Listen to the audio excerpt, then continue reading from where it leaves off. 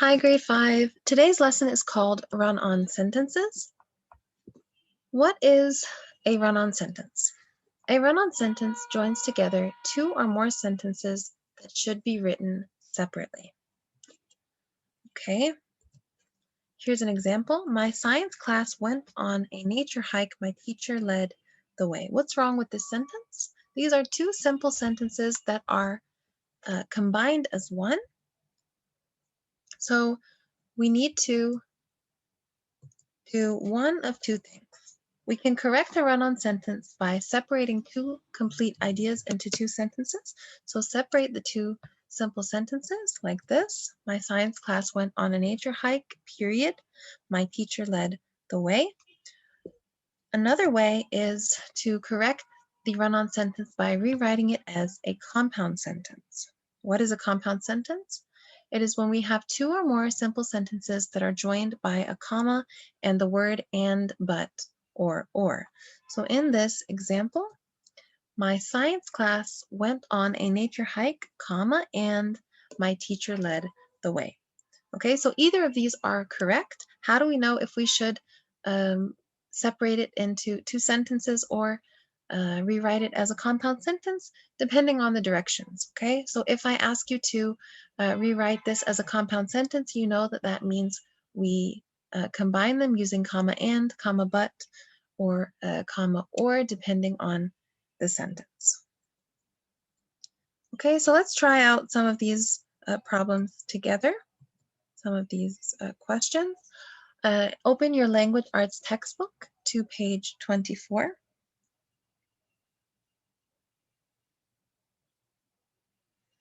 Okay. Please pause it if you don't have your book and come back when you're ready to answer. Okay, so number one, the directions are to tell which sentences are run-on sentences. Okay, so number one, Mr. Simons asked us to look for wildflowers. This example is correct. Okay, we only have one sentence. We don't have two simple sentences that are joined incorrectly. Number two, Selena found one flower, Marcus found three. This is a run-on sentence. Why is it a run-on? Because we have two simple sentences that are joined incorrectly. Okay, how can we fix number two? Selena found one flower, Marcus found three. We could either put a period after flower. So the first sentence, Selena found one flower, period. And the second, Marcus found three. Or we can put a comma after the word flower, and we can use the conjunction but, for example. Selena found one flower, but, comma, but, Marcus found three. Okay, number three, Trisha saw poison ivy. She did not touch it. This is a run-on sentence. Okay, because we have to separate the two. Some plants produce seeds inside their flowers. This is only one sentence. It is correct. Okay, it expresses a complete thought.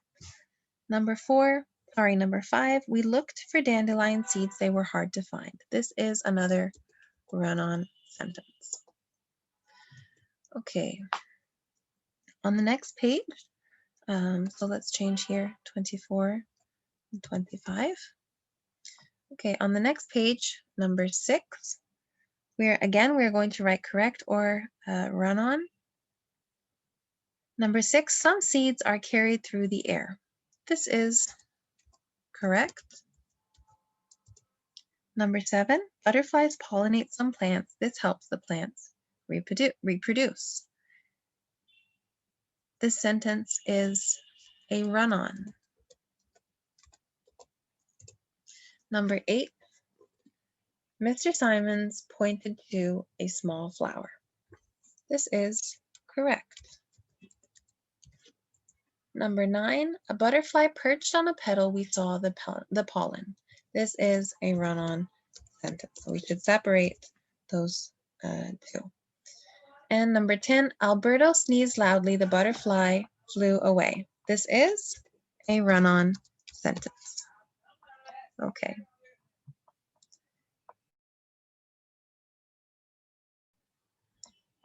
Okay, so that's number 1 to 10. Let's turn the page and do some more examples. Okay, so this is page 25. Number 11. So we're supposed to correct each run-on sentence and then write the new sentence, okay? There are 2 ways, of course, to answer each. Either we can separate them into 2 sentences, so first sentence, period, and then a capital letter, second sentence, period. Or we can use comma and, comma or, comma but to join the 2 sentences. Okay, Mandy found acorns. Mr. Simon said they were seeds. Okay, Mandy found acorns, comma and, for example, Mr. Simon thought they were seeds. Okay, number 12. The class followed the path. The trees grew thicker along the way. We can, for example, separate them. The class followed the path, period, capital P. The trees grew thicker along the way. Okay. Number 13. We collected leaves. Plants were growing in the shade. We identified some. Plants were growing in the shade. We identified some. Okay. And number 14. Now, of course, guys, there is not one right answer. We can do either a compound sentence or we can separate the 2 sentences. Both are correct. Okay, we collected leaves. Krista decided to collect seeds. We collected leaves, comma, but Krista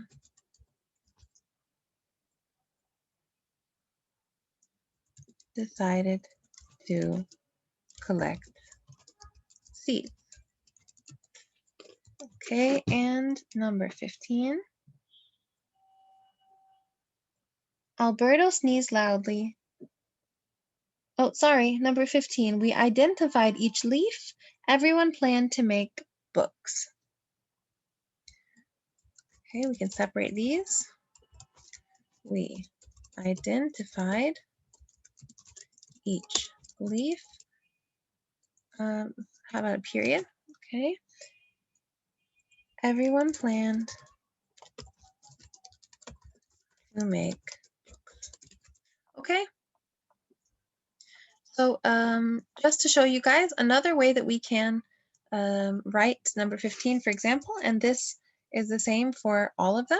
We can write, we identified each leaf, comma, and everyone planned to make books. Okay, so either of these are correct answers.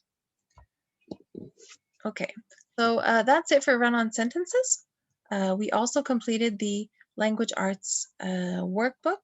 Let's go over that quickly together. Sorry guys for the confusion. This is language arts practice textbook that we just did, page 25.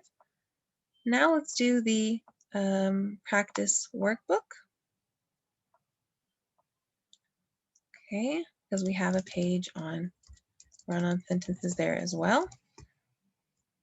Okay, so number 1, please open your practice workbook just for extra practice. And this is classwork that we did together. Okay, so let's just go over them orally, guys. Find the sentences that are joined in each run-on sentence. Draw 1 line under the first sentence and draw 2 lines under the second sentence. Number 1, the ancient Maya lived in Middle America. they built enormous structures. Where do we draw the line? There's one line under, the ancient Maya lived in Middle America, okay? And the second, two lines under, they built enormous structures. Number two, one line under, the Maya used stone blocks for building. Two lines under, these blocks were huge and heavy. Number three, workers had to lift the blocks. One line under that sentence. And the second, some of the workers were probably enslaved. Two lines under that sentence. Number four, one line under, structures included palaces and pyramids. Two lines under, the city of Copan had a ball court. Number five, one line under, teams played a game called Poc to Poc in this court. Two lines under, it was a rough game. So the first sentence and the second sentence. Okay, in part B, rewrite each run-on sentence by forming a compound sentence. So how are we going to correct these sentences? Compound sentence. Number 6, some Maya men were soldiers and merchants, most were farmers. How can we combine this? Using a compound sentence. Some Maya men were soldiers and merchants, comma, but most were farmers, okay? Number 7, teenage boys moved to group homes, comma, but girls remained with their families. Why are we using but in both of these examples? Because number 7, it is contrasting boys with girls, okay? So the teenage boys moved to group homes, but the girls stayed with their families. Number 8, kings ruled the cities, comma, and events in their lives were recorded on tall stones. Number 9, the symbols carved into the stones represented objects, comma, or they stood for sounds. We can also use the conjunction and, okay? So we can write the symbols carved into the stones represented objects and they stood for sounds. And finally, number 10, the Maya also invented a number system, comma, and merchants used it in their business. Okay, guys? So that's it for run-on sentences. This lesson will be on your quiz, so please be sure to revise it. And the last thing we did in class was introduced personal narratives. Okay, one second, guys.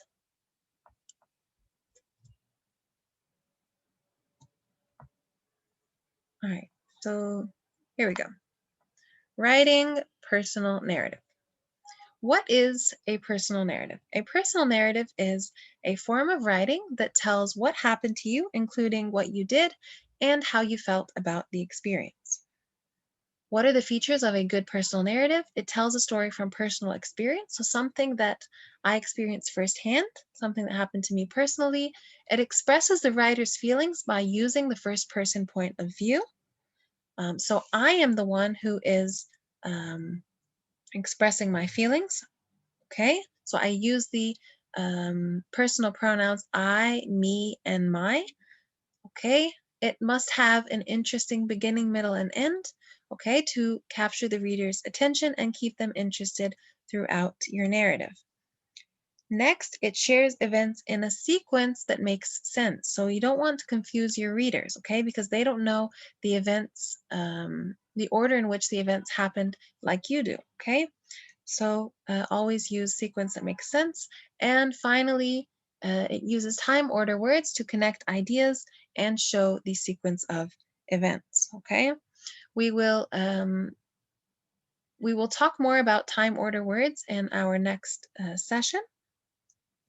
But that's all you need to know for now, guys. These are the features of a personal narrative, and we will talk more about this tomorrow. If you guys have any questions about any of the grammar lessons, please let me know. And that's it for this video. I will, okay, until next time, guys. Bye.